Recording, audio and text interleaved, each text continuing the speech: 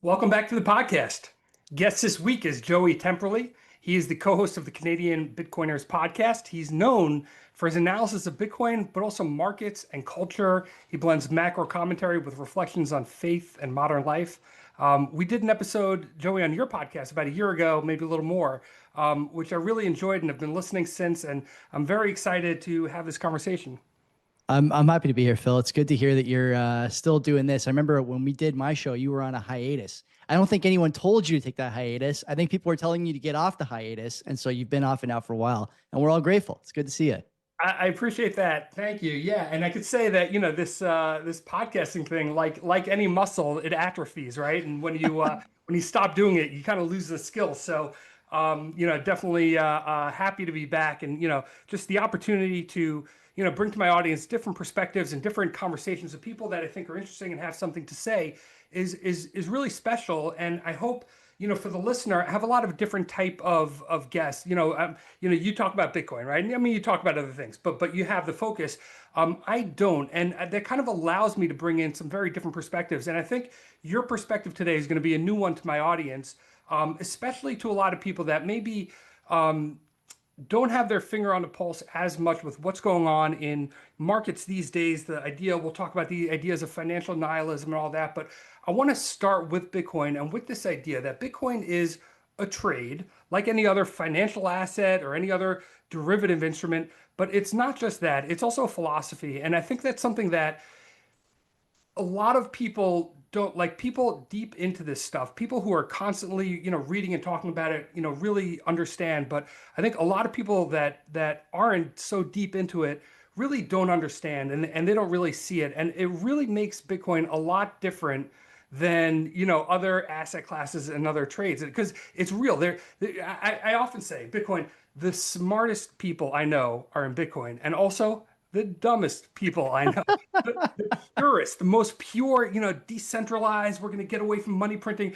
The most pure, economic idealists I know are in Bitcoin. And the scammiest people I know are in crypto, maybe crypto more than Bitcoin more broadly. But it really is a dichotomy. And I think, the best people that I know that are in it for really pure reasons, the philosophy of it I find really interesting. I think you can articulate it really well. So let's start there. I think that first of all, that was a great description of Bitcoin and Bitcoin culture. If I didn't know any better, I would say you were a hodler yourself, Phil. I won't ask you, but it wouldn't surprise me. I think it is a culture, and the reason I say that, and I largely agree with what you said as well. But I think the big thing for me is that we have been. I say we. I'll say the millennials more than anybody have really been disadvantaged by the mid curve elite. And I have a problem with the mid curve elite in a lot of ways, but specifically on the finance side, the market side, and let's call it the quote unquote cottage industry investment side. There's so many different ways that boomers, especially, absolutely nuked their descendants over the last 30 or 40 years, sometimes unknowingly, whether it was buying real estate and looking into assets that were being monetized by government policy, all of which, by the way, turned out to be errors on the policy side. Unfortunately, we can get into that. The reason that culture has become so tight knit, and I think so sometimes difficult to permeate for people who are coming in from the traditional finance space, for sure, is because we have this antibody response all the time. And I don't love it, to be honest with you, Phil. Sometimes I don't mind seeing somebody who I think is acting in bad faith or just like pretending not to understand why Bitcoin is important, getting nuked on Twitter. Mike Green's a good example. I like Mike. He's been on my show, but I think he's like just pretending not to understand the value prop of Bitcoin. I don't know how a guy like Mike Green doesn't get it. Doomberg's the same way. Another guy I consider a friend. He's been on my show. I, I don't understand. And I think a lot of Bitcoiners look at them as bad actors because everyone else who comes into Bitcoin and thinks it's a scam or thinks that they have it right and we don't has turned out to be a bad actor in some way. And that culture, it's kind of calcified in a way that I don't like. When you get to be $1 trillion asset class, which we may not be today, I don't know what the market cap is after this nuke, but you're going to draw people in from all facets of markets and life. You're going to get people across age demographics. We have some great older Bitcoiners. We have some great younger Bitcoiners. We have some people who are from the third world, the developed world, everywhere in between. People from Canada, from the States, from Europe, from El Salvador, you name it. And you want that draw because there's a talent draw that comes with that. But also, like you mentioned, there's going to be people who come and try and prey on the sort of less intelligent membership there. Where am I going with this? I'm not exactly sure, but the culture in Bitcoin is something that's valuable to us. But you can tell me I'm positive. Is it something that's inviting? I don't necessarily think so. I remember when you came on our show, you expressed some doubts about Bitcoin. You may still have those doubts. There's always somebody in my comments saying this guy just doesn't get it. He doesn't want to get it. It's important to his pocketbook that nobody else gets it either. Blah blah blah. That culture is not one that's going to last in Bitcoin if we want to be successful. I'll probably catch some flack from my colleagues for saying that, but the important thing for me is when I talk about Bitcoin, I talk about it in a way that's respectful, that makes sense. I consider myself a Bitcoin maximalist in that I don't hold any other cryptocurrencies, but I also own a home. I have a child. I own a car. I go to work every day. I'm not so extreme in my views that I've mortgaged and sold and otherwise put liens against my entire life to acquire more Bitcoin at the cost of my quality of living. But there are people like that in the culture too. And I think that as we evolve and grow, and as we bring in more ideas and more money, more capital, we're going to have to deal with people who have different opinions about Bitcoin. And it's our responsibility to make sure those people are heard and that we take the best ideas and run with them, take the best people and run with them. Don't turn them away just because they don't agree with everything you say the first time that you say it. Yeah, those two people that you called out, Doomberg and Mike Green. I mean, those are two of the smartest people, and pure like there's no it's in my book, it's in my interest not to like. There's none of that. With those are two people that will say something if it's popular, say something if it's unpopular, but they're going to call it as they see it, and those are great people. I think where the narratives around Bitcoin, the narratives around peer-to-peer transactions, the narratives around, debasement and currency and the bringing the money back to the people and limited. So there in their minds, there's a disconnect. Those narratives don't directly connect to the asset and to the trade. The trade of number go up and the trade of, hey, everyone's going to double their money. And Michael Saylor says, oh, we're going to put a $30 million per coin target, which would be more money than exists in the world, or whatever crazy things that happen. And I probably personally lean more towards them than I do honestly towards you. But what sticks, what I just can't shake is, again, just getting back to the philosophy of it, that there is a generation of people where the story of decentralization and getting away from the incumbent systems, the economic systems that rule us, and getting away from the debasement and the ability for governments to just print indefinitely, the evaporating middle class, and how it does tie to this trade. It does. There's a philosophical and there's an ethos that's embedded in this trade that takes it from any other trade, right? Nobody's fighting about, oh, I'm short, I'm long muni bonds and I'm short, right? There's no other asset class that has successfully connected with people on the philosophical level as this trade has. And I just find that really interesting and very, it really sticks out versus. Let me ask you, you have kids that are younger than me, but they're kids all the same. Yes. Do they think about their future in this way? Yeah. I think you have one that's like in the teens, right? So, Yes. are they thinking about their future? Do they look at this stuff going on television? Their father's brighter than most, I would say. I don't want to gas you up too much, but the idea that kids are seeing this now as well, I think is contributing to that sort of thinking, right? And I'm in my late 30s. I've seen this for years at this point. The first time I was really sentient as a market observer, although not a participant, was during the 08 GFC. I still remember getting picked up by my dad. I was at university. It was a Friday afternoon or a Thursday afternoon. I remember Obama was on every TV talking about the things they were going to do. I didn't understand any of it, but to see the president on TV on Thursday afternoon is rare. And I think a lot of people came of age during that era. Now you mentioned some things there we should talk about. We'll pull on some threads a little bit. Why is it that the Bitcoin crowd, right? Not even the Bitcoiners. I think there's a lot of Bitcoiners who don't necessarily hold Bitcoin. You mentioned it's an ethos. I think a lot of people think this way now, especially the younger crowd. Why is it that they have this view? They have this view, like I mentioned, because things are out of reach for them, Phil. I just did a video the other day about the first-time homebuyer age in Ontario, here where I live. It's 38 years old. At 38 years old, you're out of the range probably for having a big family and getting married and things like that. That's difficult to stomach and something you don't necessarily come to terms with until it's too late, which is also difficult to think about. In the States, I think that number is 40, by the way. So, you're kind of going the wrong direction here and there and probably other places as well. So you have things that were sold to you on the way up as normal, expected, and valuable, by the way, by your parents and by their peers that are basically unachievable for you. And now when you look at why they're unachievable, Phil, I think a lot of people my age look at their parents as the culprit. An unwitting sort of useful idiot along the way for governments to say, yeah, things are going well. Look at the value of your house. Things are going well. Look at the value of your retirement investments. Things are going well. Look how many vacations you can take to Florida, to Fort Lauderdale, like whatever, right?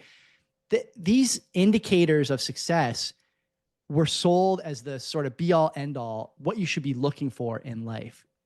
And now those same boomers have to tell their kids that, yeah, maybe it's not going to be like that for you, but I'm going to keep voting for something that continues to make it like that for me. And this is a whole other problem we should discuss. Now, the one problem I have with the Bitcoin crowd is that they do have this idea, correct, I think, peer-to-peer, debasement. There's a number of elements to this whole story that we're trying to upend or at least disrupt in some way. I don't want to see people starving in the streets, holding out Apple stock certificates that have become valuable. I'm not interested in that. That's a nasty outcome. But I think there are a lot of Bitcoiners who do want that. And why do they want it? And why do they articulate it this way? They articulate it this way because they are angry. It's one thing to be disadvantaged and, sort of illiterate or disadvantaged and not part of the conversation. Those things don't exist anymore, Phil. It takes $10 a month to get involved in the conversation on Twitter through a cell phone or an internet connection at a library or your school or whatever. That $10 a month is going to get you in touch with a lot of other people who also only have $10 a month and feel the same disadvantages. The Bitcoin crowd needs to start thinking in terms that, help articulate the actual difficulty they're having. It is not pitchforks and torches at the doors of the banks. It is, I'm tired of intermediaries getting rich on my activity. This is the way it should be articulated. I feel this way too. I thought you probably feel this way for all I know. I'm tired of everyone's getting 1%, 3%, no matter what I do, what I don't do. And it's money out of my pocket. And then to make it worse, the millennials especially are active politically and see where this money is going. The sort of frequent knock on Bitcoiners is, well, you don't want to pay taxes. How are we going to build roads? I've never heard a Bitcoiner say they don't want to pay any tax. What I hear is people don't want to pay taxes and see very unpopular uses for those. Canada famously spending money on all kinds of stuff that you've just never considered to be valuable. We're making $100 billion or some number of $1 billion contribution to the European space program. This was an item in our recent budget. Phil, I'm not European, nor am I going to space. What about our space program? Do we have a space program? Does America have a space program? We can't contribute to that. If you want to get really politically incorrect early on, the number of kids who are working, part-time jobs, driving Uber or even more difficult, more precarious employment situations here in Canada and specifically in the UK now, where it's become very clear, very apparent. There's tons of videos about this. They're paying some of the highest tax in the world. They can't see a doctor. They can't buy a house. They can't get a girlfriend. And they see people who came to the country in the last 6 months living in 5-star hotels playing PlayStation 5. How would you feel? If you want to know why Bitcoiners, the most extreme among us feel this way, look no further than the things, I don't want to say you, but the things that the sort of royal you has done to us over the last decade. Can you think of a policy that has been positive for millennials since, 2010? Can you think of one? Like just one? There is nobody who understands these things, who can think about these things under the age of, probably 45 that thinks in the US that thinks that Social Security is going to be there for them. They're paying in, but that any Social Security will be there for them. The amount of debt that this generation across all Western countries is leaving to their grandkids is appalling. It's disgusting. Like, how do they have the nerve? And you wonder, is there a grand plan for a debt jubilee or something? Because hyperinflation is the only way out, and that's what we might be coming towards. And there's, you mentioned my kids. My oldest. Wait a minute. You think you are a hyperinflationista? Did I hear that correctly? A hyperinflationista. I don't know how you define that, but I've been warning these for forever. I mean, there's no way out. There's no way out of the look. Just forgetting about the policies and the printing and the spending, and there is no way out of. There's no way for governments to repay the debt that they have now, but for either hyperinflation or a debt jubilee. It's not going to come from from cutting spending. We know that they don't have the discipline, right? Yep. They don't have the will. So there is only two other ways to do it, and neither of them are very pretty. And look, I've been warning about inflation for, I don't know, at least a decade, and the dismissiveness with which the policymakers acted when people were screaming, people, Austrian school economists, and people who were just prudent observers. And for years, leading up to COVID, there was no inflation. And the arrogance, the hubris that they had in being so dismissive of those concerns. And when COVID came, the amount of spending, they tripled the NASDAQ. They tripled the NASDAQ and kicked off 30% cumulative inflation over 5 years. 30%. So if you're an old person on a fixed income, you're one-third poorer directly as a result of their policies. And they don't care because the policymakers here are rich, they're asset owners, and what they care about is keeping the asset levels high. Stocks, houses, bonds, that's what they care about. They don't care about the poor people that are getting killed by it. They give it lip service, they claim they care. But when they quote year over year inflation, they say, oh, inflation's down because we went from 3% year over year to 2%. When it's a cumulative number, everything else is right. Why are stocks given as a cumulative number when they want to talk about how great stocks are up over the last decade? But then when it comes to inflation and want to minimize it, all of a sudden now it's a year over year number and it's versus expectation instead of absolute, right? I love it. It's really shameful. Do you know what's going on in Canada with so we had our budget like a week ago, 2 weeks ago now, and our Prime Minister Mark Carney was the Bank of Canada governor during 08, I think, and he was the Bank of England governor in 16. I might have that backwards, but he basically was involved at the highest levels in those countries during the periods in which the policies set in motion the inertia that are causing these issues now. We have a couple of measurements. You're gonna love this. You are gonna love this. The health of an economy oftentimes is GDP per capita. People talk about raw GDP numbers or direct foreign investment, whatever. There's a number of different sort of measuring sticks you can use to talk about economic health. Our government now, I'm going to try and keep a straight face when I say this, is talking about net debt to GDP being the best in the G20 when it comes to economic health. If you had to define net debt to GDP, how would you do it? What would kind of go on in your head? I'm putting you in the spot here, but I would love to hear your thoughts on this before I tell you how they define it. I would say federal debt, and I'd probably add in, consumer debt, credit card debt. This is the rational way to think about it. That you are erring on the side of caution there, Phil. Right? You're adding more to the debt pile than probably you should. Right. You're sitting down. I hope the listeners and viewers are sitting down. The way that we measure it is we talk about net debt, which doesn't include anything that's not municipal or provincial, strictly federal debt, no healthcare, no pension entitlements, nothing. That's the debt. And then on the other side of that balance sheet, guess what they include on the income side? They include the pension assets. So you have the pension assets for the public pension included in this net debt to GDP ratio. We are the best in the G7. This is the sailboat that we're going out into the Pacific Ocean on. And I'll tell you something, the tide is high. Okay. The tide is high. It's not been higher for a long time. And this is the direction we are headed. Our government now talks about, the IMF says we're in the best spot. The IMF put out a report that our government loves to cite every chance they get about how the two healthiest economies that have the most capacity for more debt and deficit spending are Canada and Germany. Do you think that report is anything to hang your hat on, Phil? That you have the ability to do more deficit spending? Yeah. Oh yeah. Canada and Germany, we're in the best position. Good health. I can do lots of drugs because I'm in good health.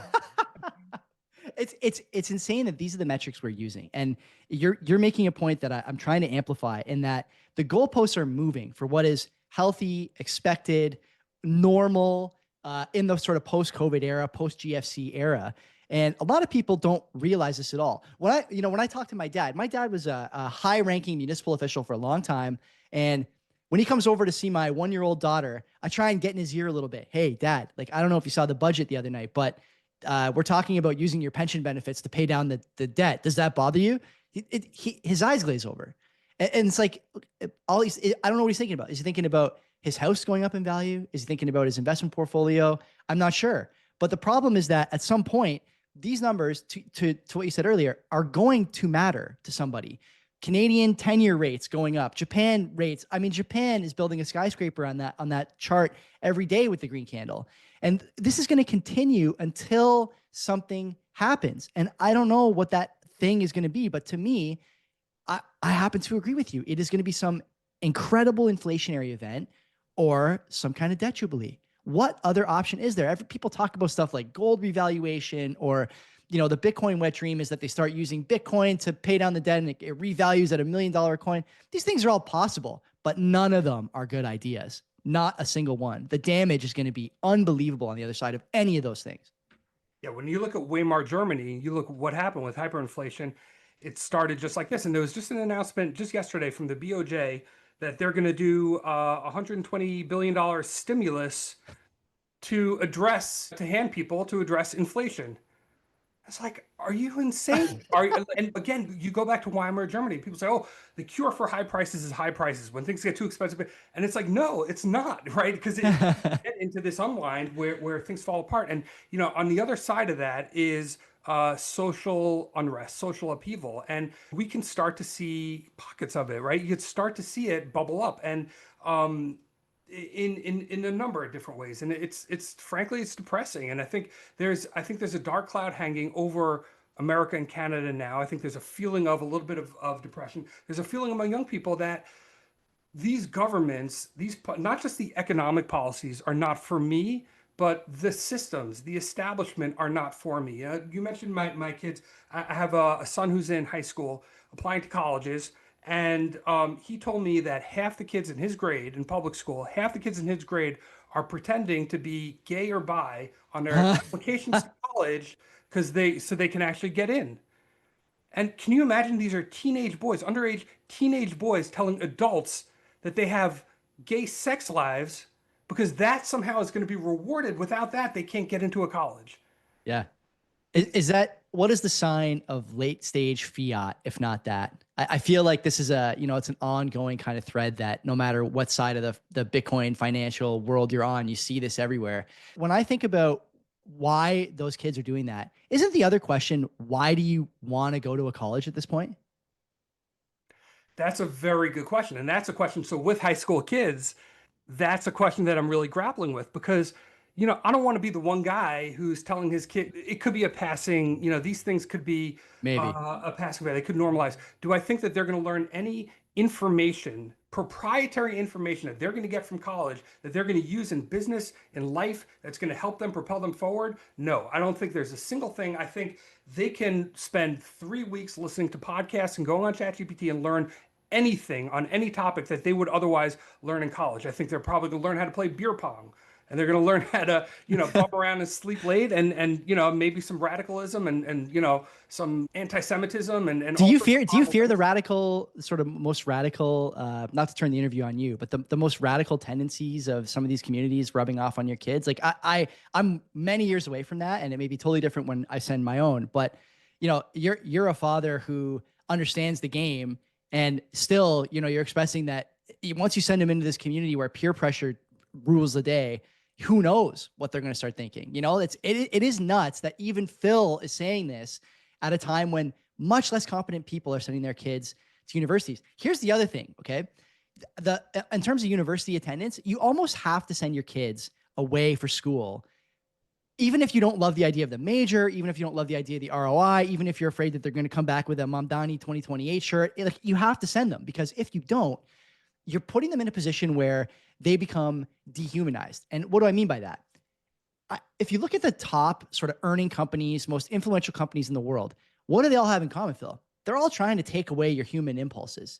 They're trying to take away your sex drive, right? Porn is free. They're trying to take away the need to be around strangers. You can just go on Tinder if you want to find a mate. They're trying to take away your need to cook and provide for yourself. You can get what we call here an LMIA, foreign worker, to drop a Taco Bell off at your door that you're financing over 6 months or whatever. Like all these things are happening in your day-to-day life, all until you turn basically 18 or 19 and you can go to school.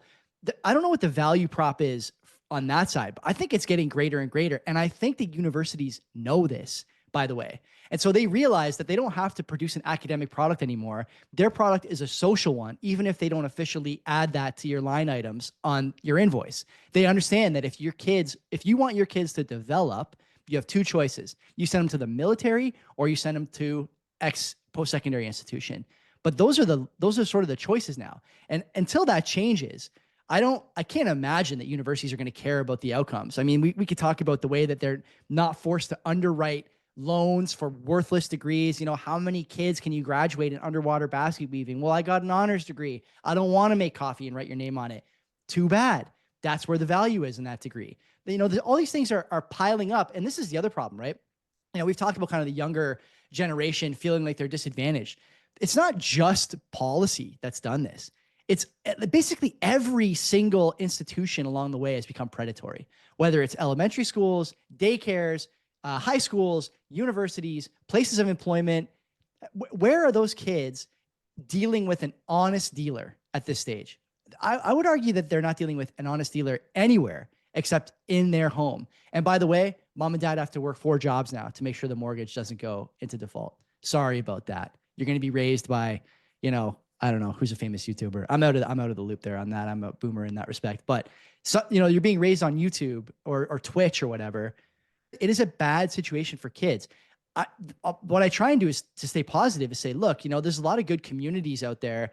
I live in a good community. I'm sure you live in a good community where I have faith that if I, you know, see my neighbors or I send my kids over to a neighbor's house who has a kid my daughter's age, they're going to get a similar message. You know, I want the message to be reinforced all the time. What I don't want, and what I think a lot of people are dealing with as parents, is sending their kid to school and then having to unwind 7-8 hours of just bad information. Okay. Whether it's stuff about sexual identity, whether it's stuff about colonialism, whether it's stuff about, you know, who knows, right? There's a million different things.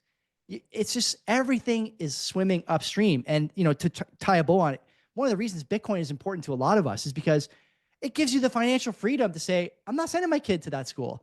My wife's not going to work. She's going to stay home with my daughter. She's going to do this, she'll do that. You know, I'll have more input into their life than a parent who doesn't have that financial freedom. Well, the financial freedom, yeah, go ahead. Only if, you know, a number goes up, right? Only if it goes up. And there's, you know, you play it out to infinity. It can't go up forever, right? It just, I mean, money, right? So you know, you don't have money. You don't make money on Bitcoin unless you eventually sell, and eventually you take a profit. So, you know, the financial freedom is a little iffy. But like on the philosophical side, I mean, we talked about, you know, the economic institutions, the academic institutions, the political institutions. We didn't get into the media, which is untrustworthy, and so you have all these institutions that are like completely breaking down. So the concept of decentralization, right, and decentralizing the money from, you know, central banks and from the treasury and from these government, that is a concept that is really, you know, that you can spread, right? Hey, we can bring that to DAOs. We can bring that to different assets. We can bring that to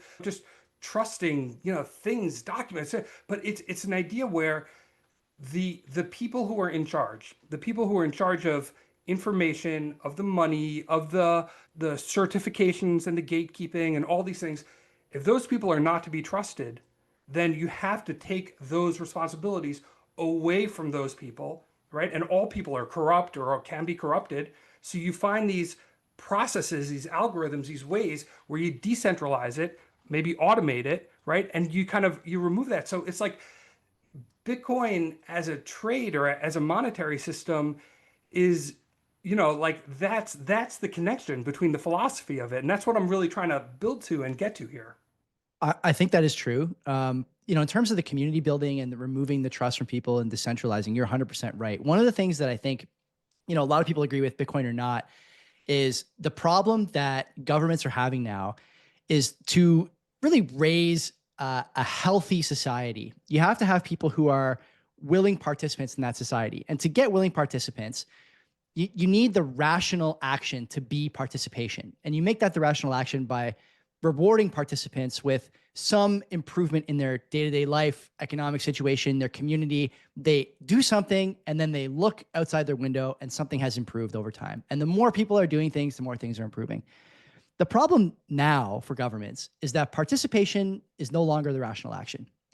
And there's something to be said for what happens when that becomes the case at a certain threshold of the population. Right now, maybe it's just Bitcoiners who are thinking this way. There's homeschoolers and survivalists and these types who have been thinking this way for a long time, but they've never really hit a threshold, both in terms of just pure numbers and in terms of available capital, which I think is giving governments a bit of a headache. So what happens when that becomes the case? Well, a couple of things happen. One, the government tries to force you to be an active participant, and they criminalize anything that looks to be anti-participation. How do they do this? In the UK, they're monitoring private messages, talking about, if you're talking about immigration, for example, easy thing to pick on. They send police officers to your house if you've tweeted something illegal. The UK arrested more than 10,000 people last year for social media posts, Facebook, Twitter, Instagram, these sorts of things. So you make that illegal. You also tell people that they must be X level cooperative in certain community efforts. So whether it's vaccination or whether it's sending your kids to school, whether it's making sure that you're working, you have to do X level of stuff to be sort of a member in that society. Otherwise, you're going to be destitute. You'll be living in the tent. You'll be addicted to whatever. It sucks, but this is the way that they behave. And they've been sort of lowering that bar gradually over the years. Decentralized networks solve this in a way that we've never seen before. They solve it in a way that not only just eliminates the government from being sort of a required participant, even at the end of the line to get a service or to get a currency or whatever, it just removes them entirely. Bitcoin is private in some ways and public in other ways, but it also shields you from the sort of wrath of these governments. And as things get more and more difficult for them on the enforcement side and on the participation side, I expect the clamps to come down on Bitcoin, which I think a lot of Bitcoiners don't want to hear. One of my sort of most difficult conversations that I have on my show a lot with guests and with the live chat is the idea that Bitcoiners have of themselves is much greater than what would actually happen if push came to shove. I don't know a lot of people who would start a decentralized school system, food system. They're living kind of off the grid at numbers that are great enough to attract government attention, who would then also stand up to, gun and munition when that gun and munition came to their doorstep and told them to, hey, break it up, get back to being an obedient economic unit. Ask.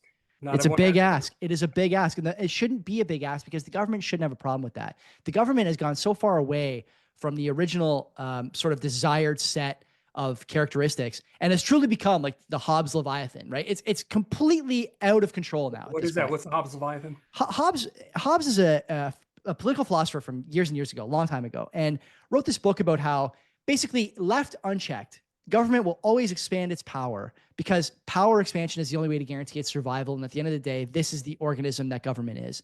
And what he didn't account for was the speed at which some of the more difficult things for government to deal with would pop up. And so we went basically from fax machines to Twitter in 20 years, and government's not ready for it. We went basically from pennies being minted to Bitcoin in 20 years, and banks are not ready for it. I signed into my banking app the other day, Phil, and they're hyped up that now I can take a picture of a check in low light. Like the bank's not ready for whatever's happening around them, like they're completely unprepared by what's going on around them. And it used to be the case that policy would protect you from certain things as a entrenched institution. That's no longer the case, not because they don't intend to try, but because the cat and mouse game is getting away from governments. And it's not just Canada and the US, it's everywhere. And it's not just on things that are meant to usurp government power. It's on a ton of stuff. It's everything from publishers being unable to stop AI from training on their books to banks being unable to tell people that they're only going to give them 1% in their checking account when USDT at Coinbase is giving you 8. Like these things are happening everywhere. And I don't think a lot of people in power on the political side really understand how fast it's going to start to happen over the next few years.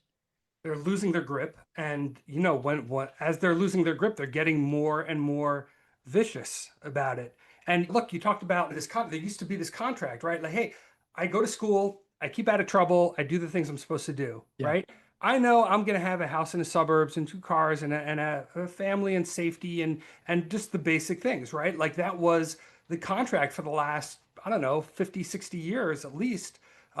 in America and Canada. And I don't know if that's still the case. I mean, you graduate school with debt and, with home prices what they are, like you're playing catch up for so long. People say the reason why they're not having kids is affordability. Morgan Yeah. Housel just tweeted, he said that he thinks so much of society's problems are downstream of affordable housing as a major issue. And this is all on the precipice, on the verge of AI and agentics coming in and taking God knows how many jobs that we're about to lose. And we don't know. Nobody has a good answer for what happens then. What happens? What are people? You look at history, and every time, oh, the typewriter is going to take away all the job, and we can't go from the horse and buggy, to the car, and people have found a way. But I mean, this just feels a little different.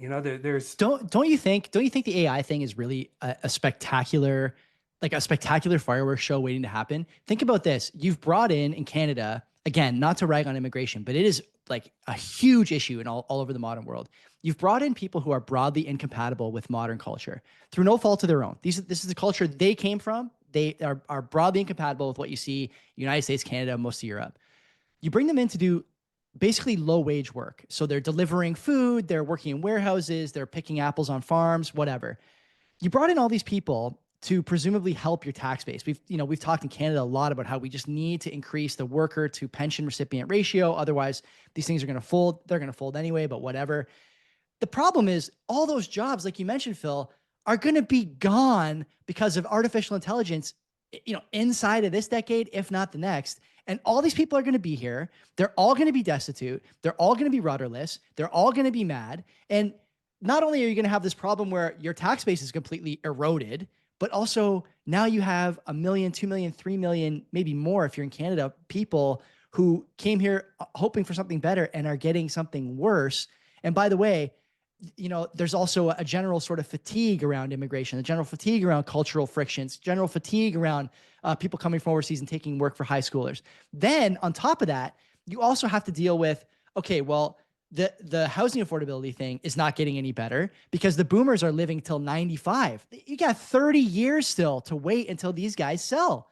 They're going to keep voting for the same shit. I don't know if I can swear, over and over and over again. And they're not going to give up this power. None of them. And why would they? I don't expect them to act in a way that's irrational, but we can't pretend that these things are not going to be hitting the track at the same time over the next decade or so. And then saying, oh, here's how we'll fix it. We'll send out a check, inflation remedy check. Here you go, $2,000. Like it's insane that this is the level of discourse in the modern world about problems that are so simple to diagnose. So simple to diagnose. There's a saying, an ancient Greek saying from that society goes great when men plant trees that they know they'll never get to sit in the shade of, right? Yeah. And you look at the policies that we have now in the West, and it's like these are people who are trying to sit in the shade of trees that they're never going to have to plant. Right? They are stealing from future generations. Yeah. Immigration is great for bringing in people to, deliver my DoorDash real cheap. And also, by the way, now we have more people coming in to fund Social Security and to people who are going to buy my boomer homes and all that. It's very, we've pit generations against generations. And I don't know if how can society last when an older generation acts against the interests of the younger ones? Like, who does that? It's never happened. You'd never do it in your own community. And, it's frustrating because it is true that the boomers have really extracted every ounce of value. And along the way, by the way, they've become completely insufferable. Everyone over 60 that I know thinks they're a genius investor. Like, you're not. You could have done literally anything over the last 30 years, except the only way, if you spent all your time in strip clubs, banging in Perverts Row on the stage, maybe then you didn't do okay. But everything else, whether it was investing in the index, investing in housing, investing in whatever, you did fine. I like to tell this story, not to pick on my father, but his financial advisor has made him a ton of money over the years. He's got a private financial advisor. Do you know what he was doing before he was a financial advisor, Phil? He was a tie salesman at Woolco. Like this is not a financial advisor. This is a guy who rode a monetary wave like we have never seen before, where every asset ballooned in value. thanks to going off the gold standard, among other things, as Bitcoiners like to remind people. And now you have boomers who've extracted every bit of value, while the kids who are underneath them, who they will need at some point to drive them to the doctor, have negative societal equity. You can't fix that. And you're seeing the response now. I think on the All In podcast, around the time Trump was elected, David Friedberg made this great point that I disagreed with at the time, but man, has he turned out to be right.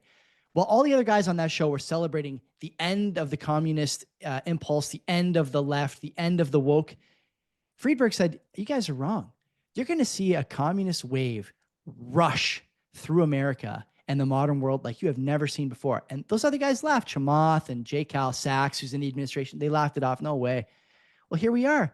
You got a mayor in New York who's never had a job. I think he's got a degree in African studies. He's talking about free food and free buses for everybody. Had a couple of what he would probably consider hard-hitting questions about his policies from somebody on Morning Talk the other day. Well, Mayor Mamdani, how are you going to do this? The state has basically told you that they're not going to raise taxes. Well, we're going to find a way. Okay, well, good luck. In Seattle, you may have seen they just elected a mayor. I think her name is Katie Wilson. She's 43, lives with her parents, and recently delivered a stump speech about how private grocers will no longer be allowed to close without reprimand just because they feel like the business is not viable in a certain area. We can't create food deserts. These are sort of the least economically literate among us, and they've risen to power in some of the most important metropolitan areas in the United States. Here in Canada, same thing. It's everywhere, Phil. And it's not, I don't know how to fix it. I have no idea. Feel organic, or does it feel inorganic to you? It's hard to say. Part of me says that there's always a possibility that some of these things are being funded by groups who want to incite division. Like you said, there's clearly a class war and a generation war going on. There's fault lines that typically just never rise to the surface when things are good. No one cares how many mosques are in their area when your GDP per capita is going up. But when it's not, suddenly people praying on a street corner during a festival is national news. Okay. So you like these problems come to the surface when there's issues, and there's of course beneficiaries to those sort of fights. But the other part of me says, just look at the demographics. Boomers are slowly, as I mentioned, but starting to die out, and more young people are coming to this country from other places, and we're born in Canada or the United States or come here from wherever, and they're looking at this and they're voting in a way that's to their self-interest. Why would I ever vote for somebody? Why, like, if you look at the electoral landscape in New York, you're going to vote for Cuomo? What self-respecting 25-year-old is going to vote for Cuomo? Especially when the girl you're trying to take to bed is wearing a Hot Girls from Mamdani shirt, right? Like all these things work together and give you an outcome that you should have expected, but seems at the time where you're trying to predict it counterintuitive. But then once you see it, you go, oh, this guy hasn't left his house or gone to the gym in 6 months. He doesn't work. He has no place to demonstrate excellence. And so the only place he can demonstrate value is by voting for the same person that the girl he wants to nail, the shirt she's wearing. This is so obvious. And the language is harsh and it's pointed, but it's clear. It's so clear once you see it. The other side of it are transplants, people who aren't going to have kids. They're not going to be here. They're not investing in the long term of the city. They're coming from outside, from all over the country, wealthy people who are getting supported by it. And you have people that come out of academia that think they know things that have been just misled and miseducated, right, for years.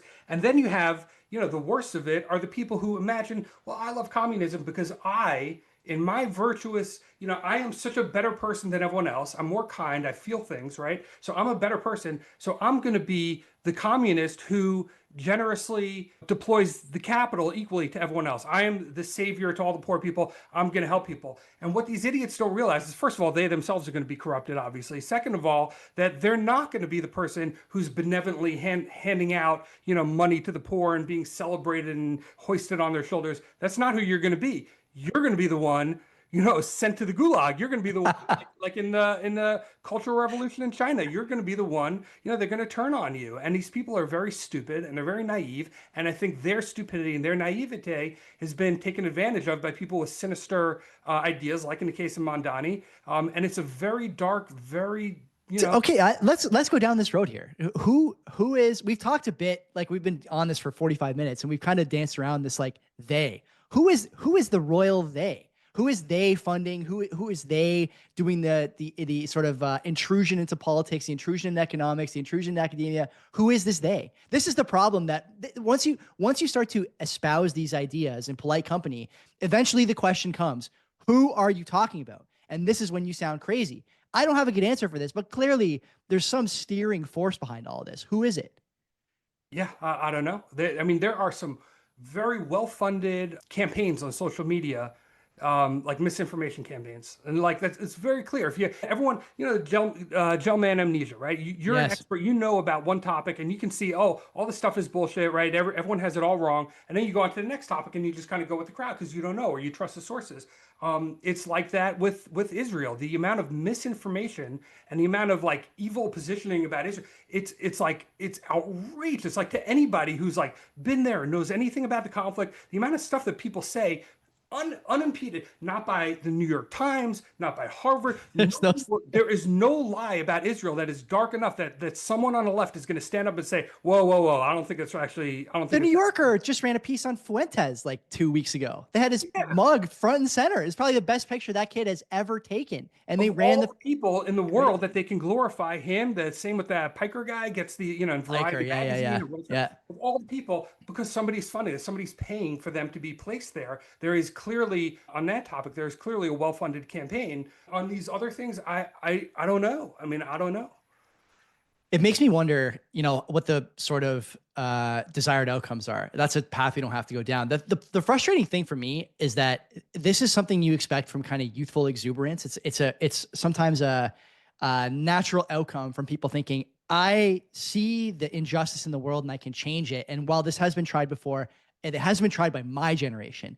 My generation has the energy. We have like everyone has been like this. Everybody has been like this. Right. I'm still like that sometimes. I'm in Bitcoin. I still feel like that. But well, how do you excuse it from a 35-year-old? How do you, this is the thing that really I kind of laugh at. I don't know whether to laugh or cry, but how does a 35-year-old who lives in New York, who's got an apartment that costs, him or her $4,000 a month, they're not working a steady job, they're living with two people they don't know, they have no privacy, they're not eating well, life's not good. How does that person still think that the fix is wealth redistribution? Like, this is my frustration.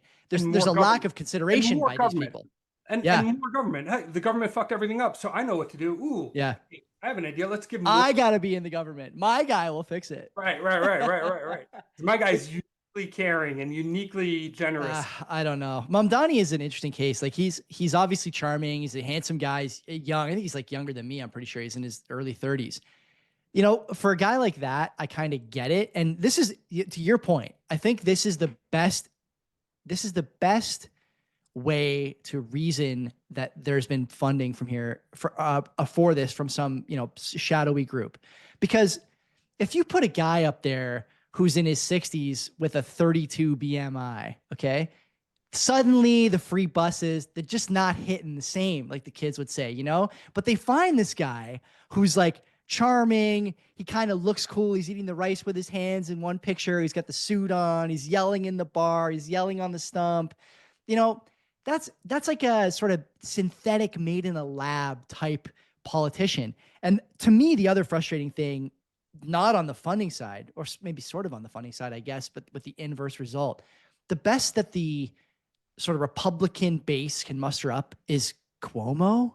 This is the guy, like it's almost unbelievable. It's like, how did that guy? Well, it's almost like I have stood up the opponent that I want to stand up, right? Yeah, maybe. Which is what Hillary engineered that we know through the Democratic email leaks. Mm-hmm. I mean, look, I don't think Mamdani has a lot of personal agency. He's a front man. He's a front man for an agenda that is sinister and that is not in the interest of most New Yorkers. And he's the guy that they put out front. But I don't think he has a lot of personal agency in conflict with this agenda, which is not a good agenda. But all this social discontent and all these anxieties that everyone has about the economy, about AI, and about all these social issues, they're expressed in different ways, and there's not a lot of good, healthy ways to express them. And I think the way that they're expressed in capital markets right now, these days, is through, to bring it back, but is through this trade, this Bitcoin trade. And I think that's something that you've expressed and that you understand. And I don't think a lot of people that aren't in the trade really get that. And I wanted to kind of bring it back to that. Why do you think that why do you think that this is so appealing to people who feel like they've exhausted their other options? I think that the concept of decentralization feels right. And I think the concept of investing in something that is outside of the mainstream economic structures feels right. Okay. I think you're overweighting decentralization. I think a lot of Bitcoiners don't really understand it because they're sort of new in the game. If you're a 2020, 2021 entrant, you haven't had to deal with things like soft fork wars or different code merges that raised hell in the community. These were important conversations that happened in 2016, 2017, 2018 when things were really dark. The price of Bitcoin was $2,000, $3,000, whatever it was. People who are in Bitcoin now, I think, are in it for a few reasons, and they all sort of come from this desperation, this idea that this is the trade that's going to do it for me. And the reason they're in it at first, what the sort of the road they take there is, it's kind of a dark one, honestly, Phil. They can't buy a house, so they can't invest there, right? That's sort of a easy way to think about investing as a young person. I got to buy a house, and then the house goes up in value. You may not understand things like home equity loans and stuff like that, but you understand that the house goes up in value, and this is a good thing. So you can't do that. You can't really take a consistent equity position. At least you couldn't until recently, because there wasn't things like partial shares, and there wasn't things like, Wealthsimple in Canada and Cash App in the States. And these things are fairly recent developments, let's say the last 4 or 5 years. And so that wasn't an option either. You can't really think about starting a business because you don't have the wherewithal or the community or the network or the capital to do so. Banks are very difficult to deal with. And maybe most importantly, you come out of your formative years with six-figure debt. And so you have to think about how to get out of that debt. That is the thing that weighs on you the most. I was fortunate not to be in that situation. I graduated many years ago and just kind of before this whole run up. But the idea that you would have that debt and not think about it every day is hard for me to believe. And so you get into it for desperation. But if you stay, past the number go up, what you will find, as you mentioned, are people who are pure of heart, who will guide you and help you and be there for you, posting Pepe memes and McDonald's uniform memes on days like today. And they'll be there for you to tell you how to use your Bitcoin as collateral for a loan instead of selling it to avoid tax burdens. They'll be there for you to help you if you need health insurance. Bitcoin, did you know there's a Bitcoin focused health insurance company called Crowd Health? Like these things are going on all over the place in Bitcoin. It is a community that is well equipped, well capitalized, and very competent. If you stay long enough to get past number go up, like I was saying, you will find these things. And the best part about Bitcoin is that desperation turns into hope, because as your habits change and your time horizon changes, you will notice differences in yourself. I never wanted to get married in 2017. I was with the same woman that I'm with now, but I was like, God, getting married, it's a terrible idea for a man to get married. The contract is all, but like, that's actually it's not as bad as you think. You just got to find the right person. It's not as bad as you think. You just got to be sure about your decisions and put yourself in a position where you can let that seed grow, whether it's marriage or your physical health or your financial health or your business or your education. But if you're not in that kind of community, if you're in a community where time preference is, not as valued as it is in Bitcoin, what are you going to find? You're going to find yourself, you're going to become a widget enjoyer, as I like to say. You are being led from one widget to the next. It's a, Barbie movie and PlayStation, and I got to get this, I got to get that. But what do you have at the end of the day? You're empty. It's the generation of kids who come home from a shitty job that they had to fight like hell to get, that, their education is sort of a burden to them now because no one wants to hire them. They're too good thanks to going to college or whatever the case is. They come home to an apartment they don't love in a community where they can't build and have no ownership. There's no pride of ownership. And so they don't learn those skills. And before you know it, you're 30 years old. And what happens when like these things get difficult? Not to poke fun, but like, you lose your hair at 30, you get fat at 30 and everything gets harder. And the problem that we've put ourselves in is that you're pushing people to make the most difficult decisions at a time when it is the most difficult to make them well. And that was never the case 15 or 20 years ago. It was getting worse, but it was never as bad as it is now. And, you know, I know we're getting close to wrapping. I'll say something. You can tell me if you agree or not. You're a father who's got way more experience with it than me. And I lived at home with my dad until I was 28 years old. I bought my first house at 28 with my now wife.